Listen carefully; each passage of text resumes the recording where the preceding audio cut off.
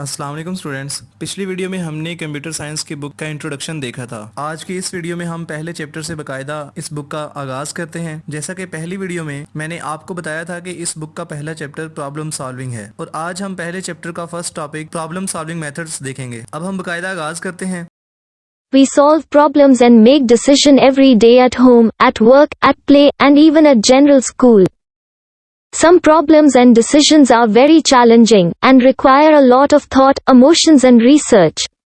However, whatever the nature of problem is, we always try to find multiple solutions so that we can have options to choose the best one.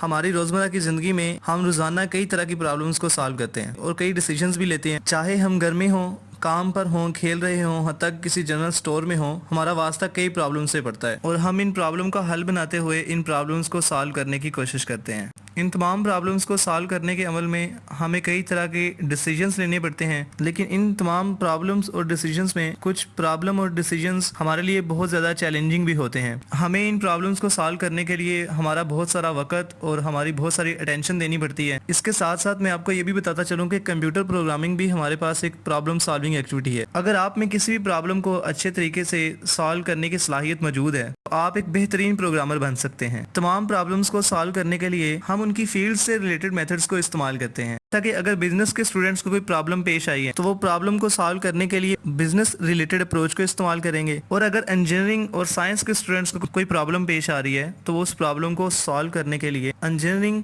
या scientific methods को इस्तेमाल करेंगे। बिल्कुल इसी तरह programmers जो हैं किसी कंप्यूटर रिलेटेड प्रॉब्लम को सॉल्व करने के लिए सॉफ्टवेयर डेवलपमेंट मेथड का इस्तेमाल करते हैं। अब हम उन तमाम मेथड्स को देखते हैं जो किसी भी तरह की प्रॉब्लम्स को सॉल्व करने में बहुत अहम किरदार अदा करती हैं। स्क्रीन पर आपको वो तमाम मेथड्स नजर आ रहे हैं। किसी प्रॉब्लम को सॉल्व करने के लिए टोटल हमारे पास प्रॉब्लम सॉल्विंग मेथड के 9 स्टेप हैं। आज की इस वीडियो में हम पहले 3 स्टेप्स को स्टडी करेंगे। सबसे पहला स्टेप हमारे पास प्रॉब्लम आइडेंटिफिकेशन का है।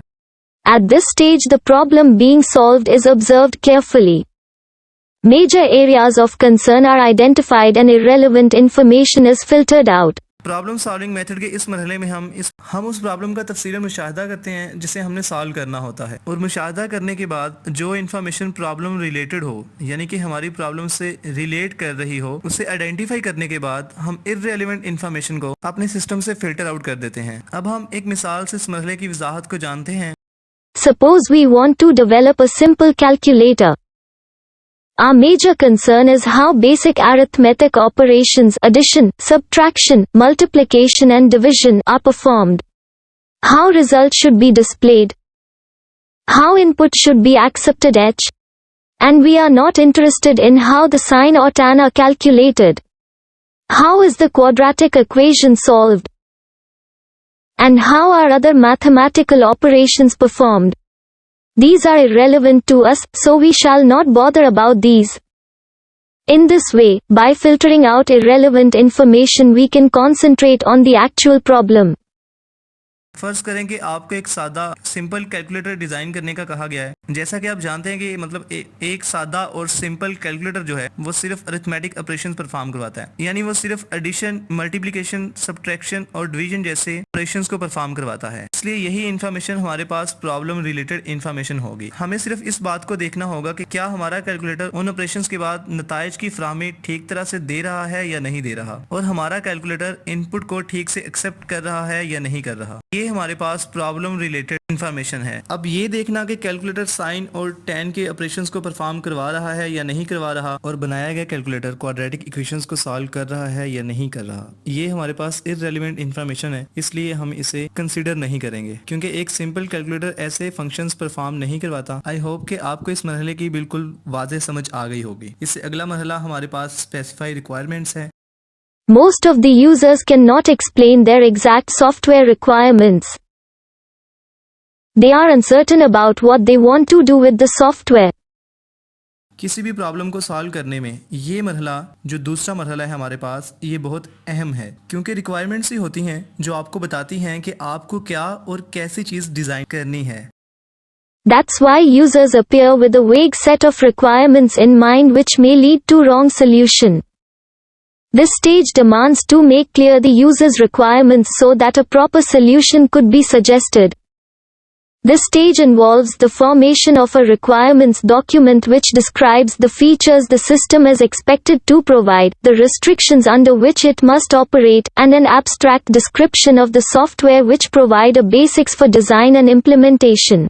अगर आप एक सॉफ्टवेयर डेवलपर के तौर पे काम कर रहे हैं तो अमूमन बहुत सारे लोग आपके पास सॉफ्टवेयर डेवलप करवाने आते हैं और उन लोगों को खुद ये इल्म नहीं होता कि वो क्या चीज डेवलप करवाना चाह रहे हैं, यानी उनको अपनी रिक्वायरमेंट्स का खुद ही इल्म नहीं होता, इसलिए वो आपको अच्छे से अपनी रिक्वायरमेंट्स नहीं बता पाते और नतीजा फिर एक गलत सोल्यूशन की सूरत में हमारे पास सामने आता है। इसलिए इस मरहले में हमें सॉफ्टवेयर को डिजाइन करने के लिए तमाम की तमाम रिक्वायरमेंट्स बिल्कुल अच्छे से कलेक्ट और वाज़ेह करनी होती हैं। ये प्रॉब्लम सॉल्विंग का दूसरा मरहला था। अब हम तीसरे मरहले के मुतालिक जानते हैं। तीसरा मरहला हमारे पास एनालाइजिंग द प्रॉब्लम है या एनालाइज द प्रॉब्लम है।